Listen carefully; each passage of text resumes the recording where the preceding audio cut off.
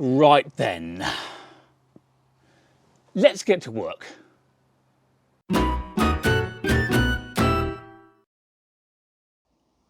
Okay, today we're in the Nissan Primera P12 and we're going to replace the light in the boot because it only works when it feels like it, and it only feels like it occasionally.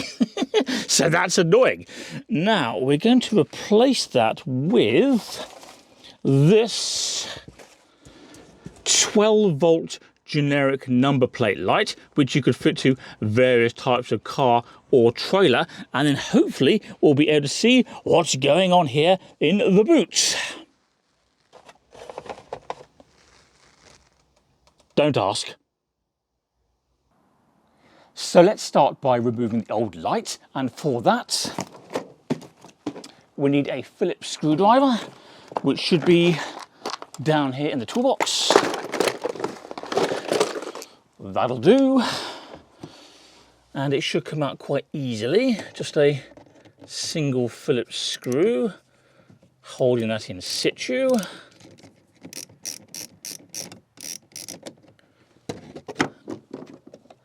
There we are, and now we can just disconnect this electrical connector, he says, with a little bit of a wiggle, and there we go. Well, we've made a start. Now, before installing the new light, we should check that power is getting to this cable here, otherwise there's no point in proceeding. And to check that, we need this multimeter, which I've had for many years. Now, if I put the camera there, can you see what's going on? Yeah? Okay, jolly good. So multimeter on. And what we want is at least 12 volts here. Let's have a look. And yes, we've got just over 12.3 volts, which is plenty to power the new light. Good. So, clearly it's good news that we have power at those wires for the new light, but in a moment we're going to have to cut those wires, and I'd rather not do that when they're live. So we need to figure out a way to turn off the electricity that flows to those wires. The question is how. Now, does Care Bear have any idea how? What do you reckon? Any ideas? Nothing? Useless. Now, we can of course disconnect the car's battery, and that will kill power throughout, but there may be a better way. Specifically, if we can find and remove the appropriate fuse, we can cut power more selectively down there. Now, in this Primera, we have a fuse box just up there, and here is the relevant fuse box diagram. Now, it's not absolutely clear which fuse we need to remove, but my best guess is this one there at the end of my thumb, which says room lamp. So we'll start there. Now, where is it? Room lamp fuse is this 10 amp here. There we go. And now, of course, if we take another reading with the multimeter, that will confirm whether or not we've removed the correct fuse. And now we want to see 0. Fingers crossed. And yes, there we go. 0 volts. So let's carry on taking all this apart. And what we want is good access to the purple wire there and the green one adjacent. The purple being the live one in this case. Come on, little yellow thing, out you come. Okay, well, I think having looked at that, the best thing to do is just to come in here with the pinchers and chop them. So this is called the point of no return. There goes the green. And there goes the purple. There you are, Care Bear. Make yourself useful for once and hold on to these bits. Thank you. Let's now get this black tubing out the way.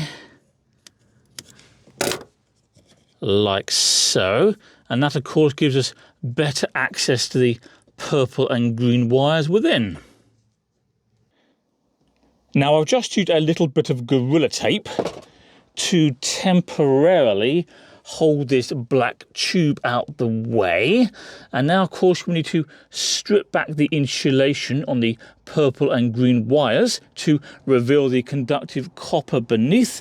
And for that, we shall use these wire strippers. Now, to help me see what's going on down there, I've put on these glasses, which incorporate a magnifying lens and a torch. So that makes things a little bit easier. And of course, looks super stylish as well. So we need the smallest wire stripper on here, which is 0.75 millimeter. And we want to take off about that much insulation. So there's the insulation removed from the purple wire to expose the copper, and now we can just twist those copper strands around a bit to hold them together and keep things neat and tidy. There we are, that's about right. And now, of course, we need to repeat that process for the green wire.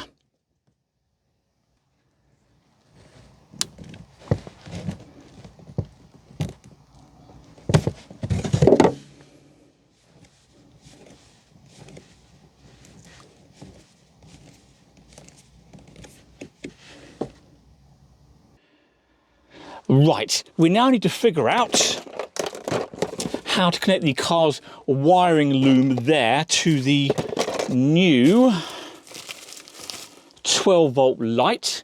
And for that, in the past anyway, I would have used a soldering iron, but today we're going to try a more convenient, more modern alternative.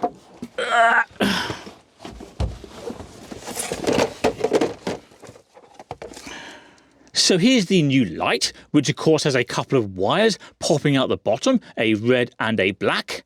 And rather than solder these wires, we are instead going to connect them to the car via these WAGO electrical connectors, and these are easy enough to use. So to get started, we'll lift up one of these orange tabs, like so, and then we'll grab the red wire and just poke it inside like that. Make sure it's properly seated, and then close the orange tab like so, and now that should be secure, which indeed it is. So now we need to repeat that for the black wire. So we have a second WAGO connector. Come on, in you go. There we are. Close the tab, and that's fine. Right, we're now ready to install the new light over here on the off side of the boot. Okay. I tell you what, this car is a lot more comfortable in the driver's seat than it is sitting on the spare tyre in the boot. Now, I may as well pop on these magnifying lenses and the torch to improve the view a little. Okay. Now we know the purple wire on the car is the live, so we'll pop that onto the red wire of the new light into the other end of the WAGO connector. So we'll pop that in as far as it goes like so, and then do up the orange clip like so, and then of course exactly the same for the other wire. So this time it's the green wire of the car meeting the black wire on the new light. Okay. I wonder if it works. Well, the only way to find out is to replace the fuse. Now, which slot does that go into? It is that one there. Okay, and now when we go to the boot, if all is well, the light should be on. What do you reckon? Fingers crossed. Yes. Now, before we go any further, we should double check that the light comes on and off automatically when the boot opens and closes. If, for example, the light was to stay on all the time, we'd have an unnecessary drain on the battery. So let's just double check that. So it's on at the moment, exactly as it should be. And now when we close the boot, it should go off, which it has. And on, off, on, off, and on again. Good. Okay, off camera, I've added some black electrical tape around here just to tidy things up and protect them. And I've also temporarily removed the fuse again because this light was shining in my eyes and that wasn't much fun. Now, the next stage, of course, is to secure the light to the car's interior trim. And to that end, we have a couple of screw holes. There's one there at the end of my finger and one down there. And rather conveniently, the light did come with 2 screws. And also, again conveniently, we have a nicely placed screw hole there from the old light. Right, so we need to make sure the light's pointing into the boot rather than away from it, which is that way round. Line up the screw like that. Grab the screwdriver and then in we go.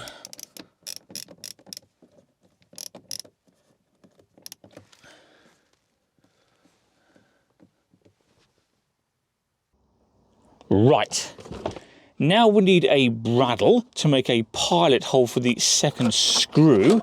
And yeah, that is my new bradawl, which is reasonably sharp, but I think that's going to be too big to fit through the existing hole in the new light. Yeah, way too big. So what we need instead is my old bradawl, which is nowhere near as sharp, but at least it will fit. What do you reckon? About there for the pilot hole? I think so too. So we'll just poke away with my old and rather blunt bradawl. This is why I bought a new one. Come on. Oh, there we go. Okay. There we are. I just made a hole in my lovely Nissan Primera. Right, okay, now where's the screw on? Here it is. And hopefully that hole is the right sort of size. We're about to find out. Oh, it feels promising. Yeah. Okay. We shall call that installed.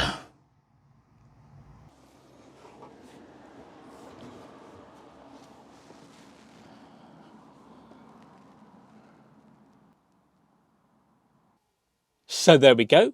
That's how to replace the boot light in a Nissan Primera P12. And of course, the basic principles we've covered today apply to many other types of vehicle as well. Anyway, that's it. But before you go, don't forget to subscribe to Carspire TV. That makes it easier to find my other content. Can you also please do me a favour and click like on this video, and I'll see you next time. What's he doing now?